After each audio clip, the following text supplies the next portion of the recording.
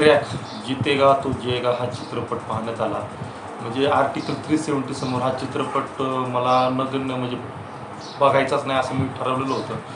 पण चित्रपट पाहायला सुरुवात जशी झाली एंडपर्यंत चित्रपटाने मला कुठेच निराश केलं नाही. एवढा हा मला उत्तम सिनेमा वाटला.